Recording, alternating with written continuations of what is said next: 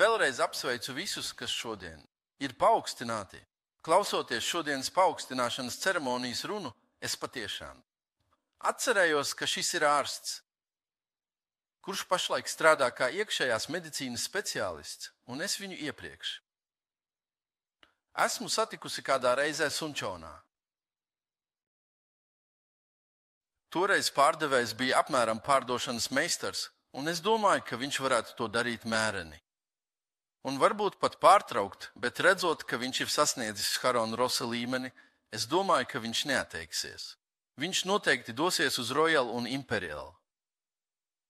Tad, vadot iekšējās medicīnas nodaļu lauku slimnīcā, ienākumi būs daudz zemāki nekā imperiālajam meistaram. Tomēr es neesmu dzirdējis, ka ārsta licence varētu tikt mantojama. Tomēr imperiālais meistars šķiet ir ļoti gudrs, jo viņa mantojums tiek nodots līdz mazbērniem. Šeit redzu, ka vīrs strādā par uzraugu lielā kuģu būves uzņēmumā un mēnesī pelna 50 miljonus vonu. Bet skatoties uz viņu šķiet, ka viņam ir ļoti tālredzīga inteligence. Kāpēc? Kuģu būvis nozare. Tā kā lietas nekļūs par neveiksmēm uzreiz, un tas nenozīmē, ka tās ātri sabruks. Un kādā brīdī, kad Čongljons aizies pensijā, viņš būs bijis kuģu būvis nozarē, tāpēc tas turpinās. Tas nav tā, ka Korejā šī uzņēmuma algas tiek maksātas. Tad kā mēs varam dzīvot vēl? 30 gadus pēc pensijas, un kādas ir šīs problēmas, pat ja mēs pelnām? 50 miljonus mēnesī. Šādi cilvēki ir patiešām īpaši. Izskatās, ka šeit ir gudri cilvēki. Nezinu, cik labi viņi ir mācījušies, bet es domāju, ka būtu labi, ja klātesošie padomātu par savu nākotni. Tālākā perspektīvā. Mums ir visprecīzākais veids, kā prognozēt mūsu nākotni. Tas ir, mēs varam to izstrādāt tā, kā mums patīk, un doties uz nākotni. Tāpēc, kad nākotne tuvojas man ir jāspēj to veidot un pielāgot, lai tā nāktu pie manis tādā virzienā, kādu es vēlos, un tādēļ tādā veidā, kā es to iedomājos.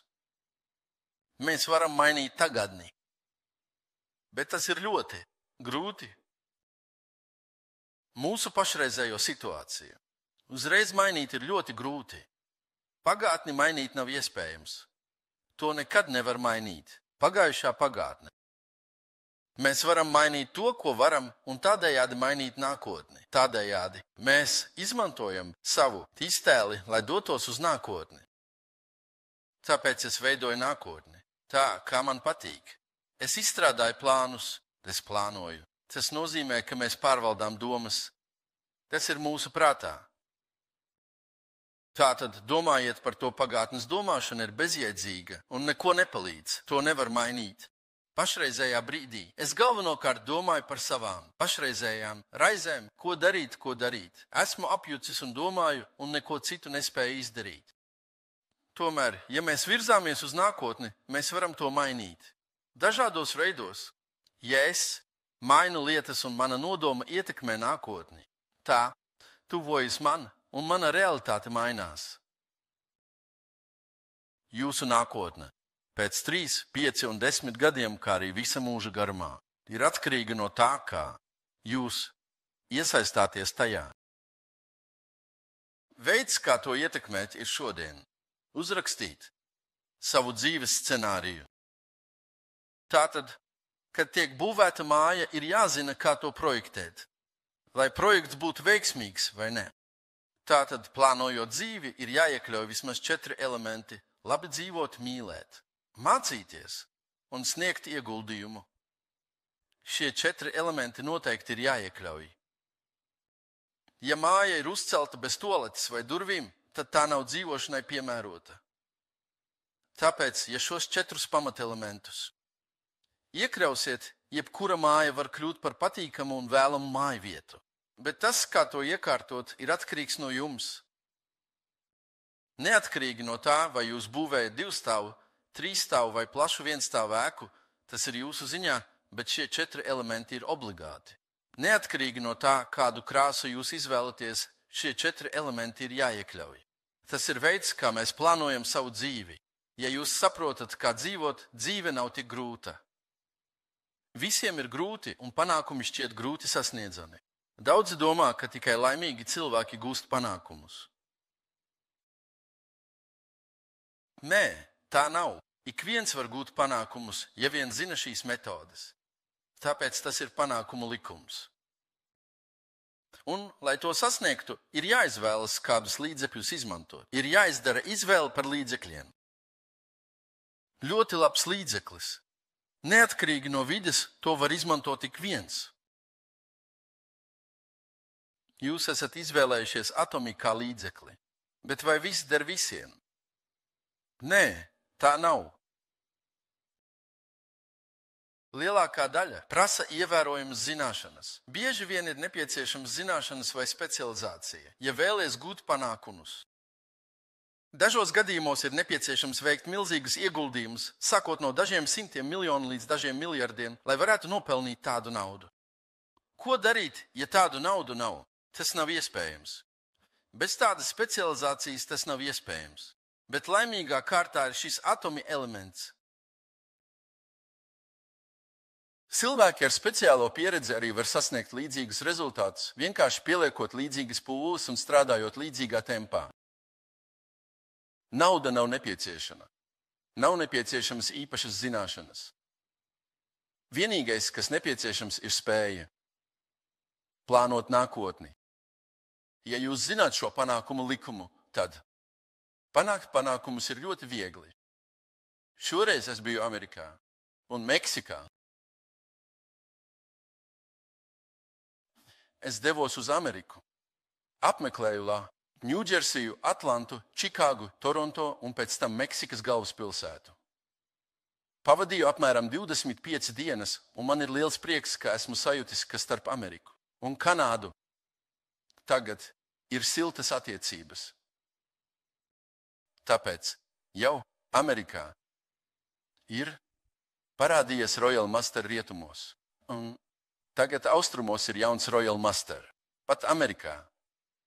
Tātad, kad parādās Royal Master, Amerikā arī sāk parādīties cilvēki, kas pelna naudu. Tajā pašā laikā tas kļūst ļoti aktīvs. Un tagad, kad Meksika ir atvērta, kur notiek satraukums? Tas notiek Amerikā. Meksika tiek atvērta, un ja Ķīna tiks atvērta, mēs būsim beiguši, un tas šobrīd ir ļoti nopietni. Un kad Indija tiks atvērta, tad Amerika. Noteikti visi dosies uz Royal Master un Imperial. Un šobrīd ir ļoti pacelāta atmosfēra. Un Meksika patiešām ir tāda kā valstis, kas atbilst savam nosaukumam. Jau ir parādījies tas dimants, bet šis cilvēks arī ir ļoti bagāts. Cilvēks, kurš ir sasniedzis dimanta statusu, ir ļoti bagāts Meksikā. Viņš ir bagāts. Vai patiesi šis cilvēks ir redzējis šī biznesa vīziju un saka, ka tas ir liels bizness, un viņš ļoti centīgi strādā pie tā. Tāpēc visā pasaulē saka parādīties pašpietiekamas valstis, un tas ir sākums tam, kas notiek. Jā. Nākotnē man jāapmeklē Ķīna, un es plānoju to izdarīt decembrī. Šobrīd mēs ieguldām apmēram 1 miljardu jenu, kas ir apmēram 185 miljoni won, un pašlaik būvējam fabriku un gatavojam biroju, smagi strādājot pie sagatavošanās. Un tagad mēs ļoti ceram uz Indiju un Krieviju. Un tagad es domāju, ka mums drīz vajadzētu doties uz Austrāliju. Tāpēc Sharon Noz jau ir ieradusies Austrālijā. Mēs vēl neesam atvēruši, bet vienkārši staigājam pa ostu un redzam, ka tiešām ir tādi līderi, kas pastāv pat valstīs, kas vēl nav atvērušās. Sharon, piecelies un paskaties uz to.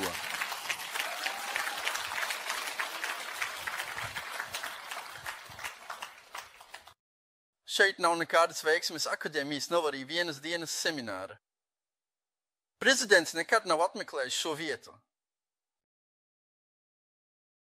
Piegāde netiek nodrošināta. Jums pašam jāiegādājas viss Korejā. Un jānes to šeit. Datu ievada ilgu laiku nenotika, tāpēc ir jāuzskaita visi tie daudzi simti vai tūkstoši biedru un jāveic to pārvaldība. Bet kā šeit Korejā, cilvēki to risina. Viss tiek ievadīts, viss tiek pasūtīts, un tas tiek piegādāts uzreiz. Semināri tiek rīkoti, bet Austrālijā, kur nekas netiek darīts, nevajag skatīties uz apstākļiem. Kad redzu cilvēkus, kas nespēj strādāt, viņi vienmēr atrod attaisnojumus, kāpēc tas neizdodas. Lai gan ir tik daudz paveikta, bet tik maz tiek darīts. Viņi meklē iemeslus, kāpēc viņiem neizdodas. Bet šī persona taču nav devusi neko īpašu. 90%, 99% nav izdarīts, bet tieši tie, kas atrod un neatlaidīgi cenšas sasniegt tos 1%. Vai 2% ir tie, kas ir veiksmīgi. Šeit esošie cilvēki. Šovakar jūs rakstīsiet savus dzīves scenārijus. Rakstot savu dzīves scenāriju, vai tiešām es varu kļūt par cilvēku, kurš mēnesī pelna 50 miljonus won. Es tiešām ceru, ka tā notiks, bet ja tas nenotiks, es domāju, ko darīt, un tāpēc to uzrakstīt ir patiešām. Grūti. Daži cilvēki vienkārši paņem peni, noliek to, paņem atkal un noliek, un tā visu nakti, līdz beigās nav uzrakstīta neviena rinda. Tomēr, dārgie draugi, paņemiet pildspalvu un ar drosmi rakstiet.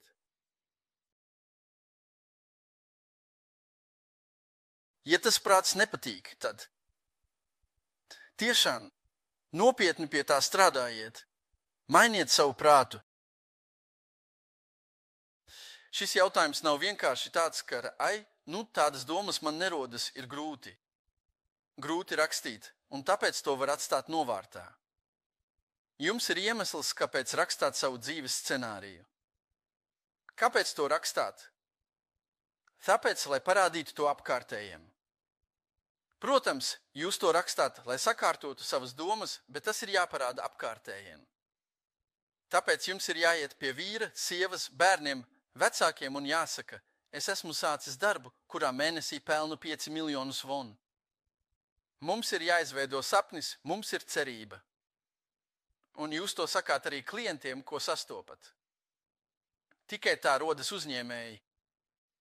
Ja jūs sakāt, ka produkts ir labs un lēts, tad patērētāji parādīsies, bet mani padotie, uzņēmēji neradīsies. Uzņēmējam ir jānodod sava vīzija, es sāku šo darbu, un tagad paklausīsimies šo stāstu. Apskatīsim semināra zāli, tas ir sistēma. Bet, ja jums nav sapņu, par ko tad jūs runāsiet? Tomēr es zinu, ka runāt tā ir ļoti biedējoši, vairāk nekā jebkurš cits. Kādu brīdi var šķist, ka ticība, ka tas ir iespējams, ir tikai 1% vai 2%, un domas par to, ka 99% vai 98% nav iespējams, var būt spēcīgākas. Tas ir par lietām, ko neesam pat mēģinājuši, un patiesībā neesam nopelnījuši pat 500 mēnesī, bet domājam par to, ka varētu nopelnīt 50 miljonus. Ticēt, ka tas ir iespējams, nav viegli. Tomēr tā ir jābūt.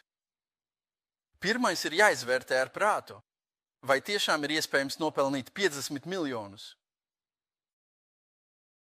Ja organizācija turpinās augt, vai tas ir teorētiski iespējams attiecībā uz lētiem un labiem produktiem, kas ir ikdienas nepieciešamība, vai tas nav iespējams? Vai tas ir iespējams un vai ir kāds, kurš patiešām ir guvis panākumus?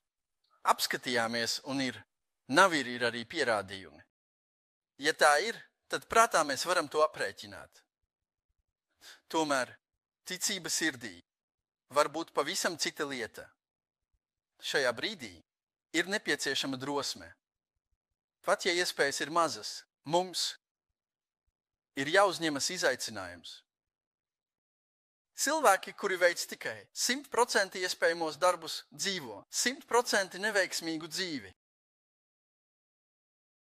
Es vēlreiz saku, cilvēki, kuri veic tikai 100% iespējamos darbus, dzīvo 100% neveiksmīgu dzīvi. Jūs visi 100% iespējami darbi nopelnīt 1 miljonu un 2 miljonus. Vai tas ir 100% iespējams? Neiespējami, protams, ka iespējams. Ja jūs gribat, jūs varat 100% izveidot ēdienu stendu. Vai ne tā? 100 000, 200 000 var nopelnīt 100% iespējams.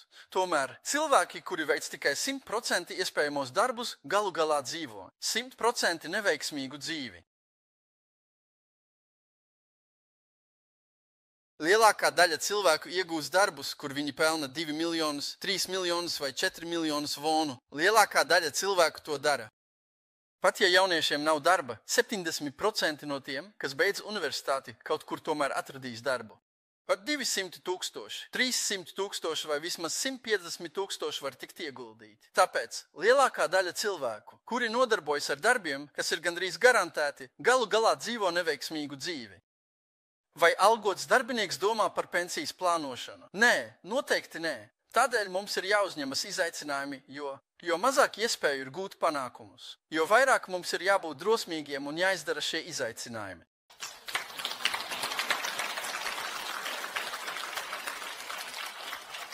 Šovakar patiešām ir svarīgi saprast, ka jūsu panākumi nav tikai jūsu paša. Ja jūs neesat veiksmīgs, tad jūsu vīrs, sieva, bērni, vecāki un brāļi un māsas visi dzīvo nomāktas un bezcerīgas dzīves, vai ne?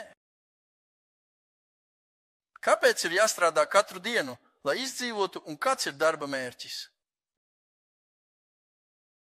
Risinājumi ir tikai tādi. Dzīvojot no algas līdz algai.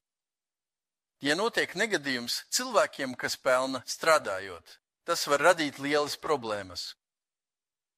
Šodien mūsu ārsts. Ko darīt, ja tu smagi strādā? Lai nopelnītu iztiku un notiek negadījums. Ja notiek ceļu satiksmes negadījums, tad ģimenei vairs nav nekādu risinājumu. Par laimi ir izveidots harnos, tāpēc šis kods paliek spēkā, pat ja ārsta licence tiek zaudēta. Tāpēc es, dārgie draugi, noteikti kļūšu par cilvēku, kurš mēnesī nopelna 50 miljonus vonu. Es kļūšu par veiksmīgu cilvēku. Apņemieties un, kad rīt iziesiet šeit. Drosmīgi pastāstiet apkārtējiem par to. Neatkarīgi no tā, vai jūs ticat, vai neticat, vai sekojat, vai nesakojat, mūsu uzdevums ir runāt. Tad nu ir tā, ka no visiem cilvēkiem kādi procenti noteikti sekos. Tas nenozīmē, ka visi, kas seko, sasniegs panākumus. Šovakar es ceru, ka jūs visi labi uzrakstīsiet savus dzīves scenārijus. Pabeigšu.